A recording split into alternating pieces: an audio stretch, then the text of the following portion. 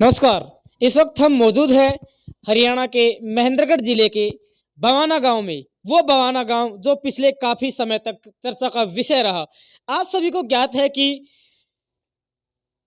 करीब 2.5 महीने पहले एक हत्याकांड को बर्बर तरीके से अंजाम दिया गया था। लेकिन जो हत्यारोपी हैं, वो मैं नहीं जानता कि पुलिस राजनीतिक दबाव में है या फिर किस वजह से जो अपराधी हैं उनके प्रति नरम रुख अपनाए हुए है। लेकिन अगर बात की जाए तो कहीं ना कहीं इस मामले में अभी तक पुलिस की बड़ी संवेदनहीनता और बड़ी ढिलाई सामने आई है। 5 आरोपियों को गिरफ्तार कर लिया गया है, जबकि जो बाकी आरोपी हैं उनको गिरफ्तार करना तो दूर, पुलिस ने उनके बारे में सुध तक नहीं ली है। एक बार फिर से आपको ले चलते हैं बहुचर्चित गौरव हत्याकांड के कुछ पहलुओं पर। एक छात्र जो एक स्कूल का छात्र था, स्कूल से लौटते वक्त समाज के दरिंदे, समाज के लिए अभिशाप और समाज पर एक कलंक लोगों ने दर्दनाक तरीके से बेरहमी से पीटते हुए हत्या कर दी। एक छोटी सी बात को लेकर शुरू हुई कहासुनी ने एक बड़ा रूप ले लिया और किसी ने सोचा भी नहीं था कि इसका अंजाम इतना भयावह होगा।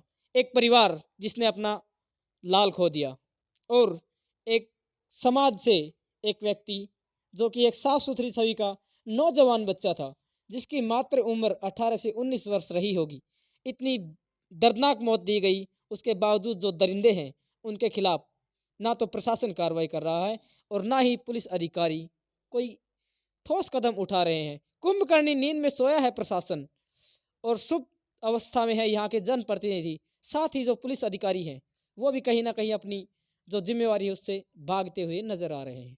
गौरव का परिवार हमारे साथ इस वक्त मौजूद है।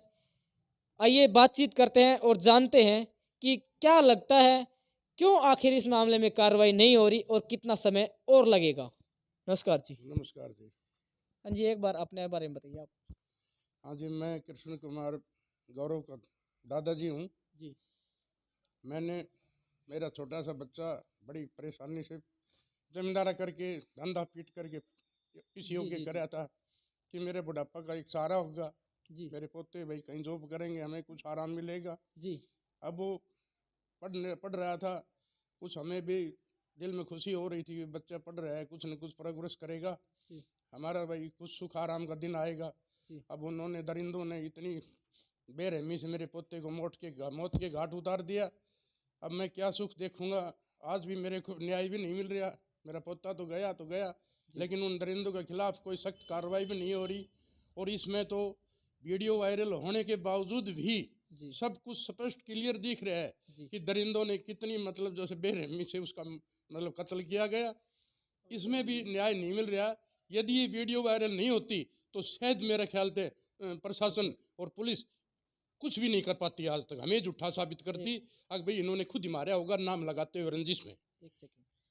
न्याय के लिए दर दर भटकता हुआ परिवार आप मेरे पीछे देख पा रहे हैं। जिस तरह से जो परिवार है वो भावुक है। इनके बुढ़ापे की जो सहारा था वो इनसे छीन लिया गया। उसके बाद भी जो निष्ठुर प्रशासन है वो अपनी हरकतों से बाज नहीं आ रहा है।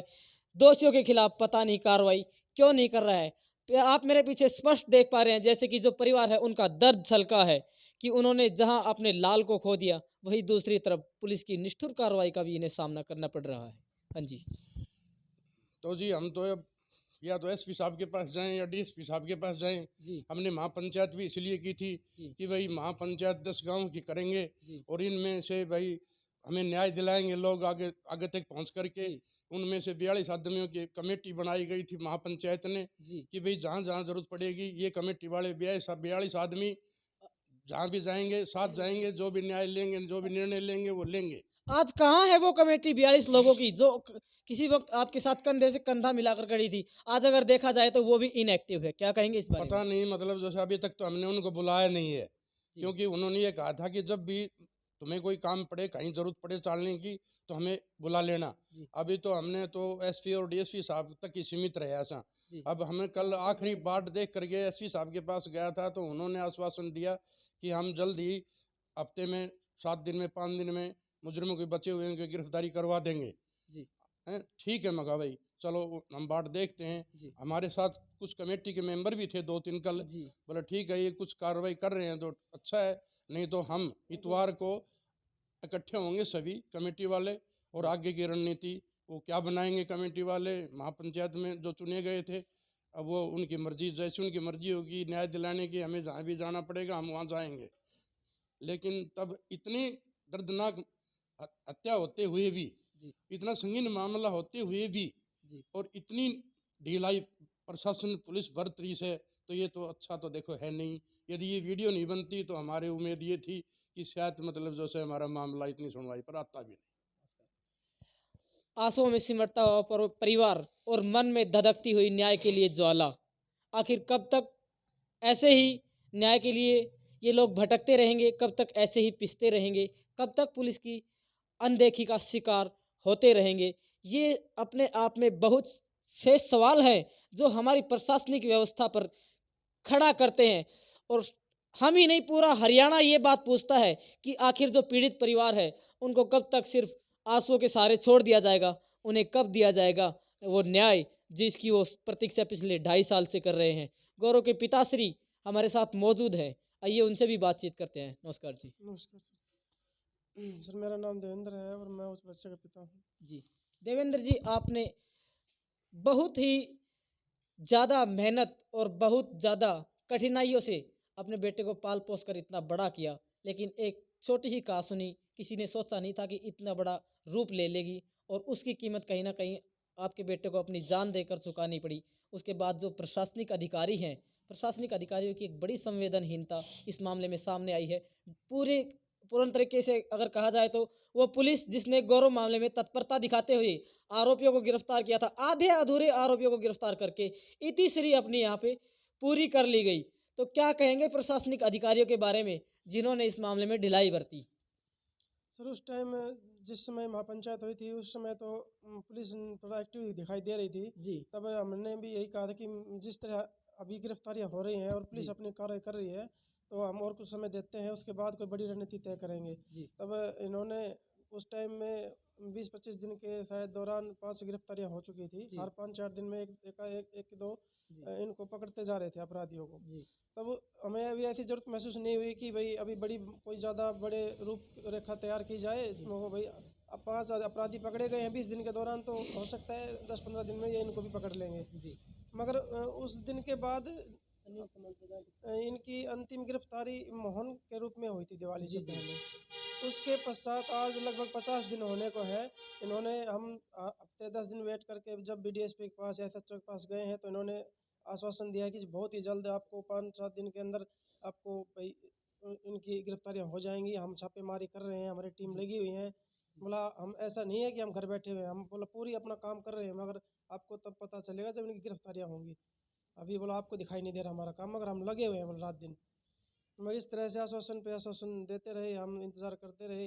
मगर जी अब बिल्कुल ऐसा प्रतीत हो रहा है और सभी लोग कह रहे हैं कि भाई पुलिस कहीं न कहीं इनके प्रति नरम रुख अपना रही है। क्या किस वजह से अपना रही है वो हमें नहीं पता, मगर 50 दिन हो चुके हैं इस घटना को, तो ये काफ़ी समय होता है। अगर पुलिस चाहे तो बोलते हैं कि लोग कि भाई पुलिस तो पाताल के अंदर से भी निकाल के ले आए मुजरिमों को, और वो इतने ज़्यादा है नहीं। जी जी यहीं लोकल ही हैं, इतने बड़ा उनका बैकग्राउंड नहीं है कोई ज़्यादा कि भाई वो बहुत बड़ी पहुंच वाले हैं कि भाई कहीं दूर निकल गए होंगे। तो ये पुलिस ही थोड़ा नरम रुख की वजह से इतने दिन डिले हुई है ये मामला। आप लोगों ने एक फिल्म देखी होगी दामिनी, जिसमें तारीख पे तारीख एक डायलॉग सन्नी देओल के द्वारा बार बार रिपीट किया जाता है। तो ये परिवार जिसको दिया जा रहा है सिर्फ आश्वासन पे आश्वासन, नहीं दिया जा रहा है तो न्याय नहीं की जा रही है, तो आरोपियों की गिरफ्तारी की जा रही है, तो सिर्फ जो पीड़ित परिवार है उसके साथ नाइंसाफी, ये कहीं ना कहीं हमारी प्रशासनिक व्यवस्था और जो हमारे प्रशासनिक अधिकारी हैं उनकी कार्यशैली के साथ साथ हमारी सरकार पर भी बड़ा सवाल खड़ा करता है कि कहाँ है हमारी सरकार? क्या हमारी सरकार इतनी संवेदनहीन हो चुकी है कि अपराधी खुलेआम घूम रहे हैं और पीड़ित परिवार भय के साए में जीने को मजबूर है, आंसू के सहारे पीड़ित परिवार सिमटा हुआ है। तो काफ़ी कुछ सवाल और भी हैं जो हमारी प्रशासनिक व्यवस्था पर खड़े होते हैं। ये तो आने वाला वक्त ही बताएगा कि ये जो प्रशासनिक अधिकारी हैं इनकी आखिर कुंभकर्णी नींद कब टूटेगी और कब होंगे दोषी सलाखों के पीछे। खबरें अभी और भी हैं, आप देखते रहिए हमारा न्यूज़ चैनल। जय हिंद, जय भारत।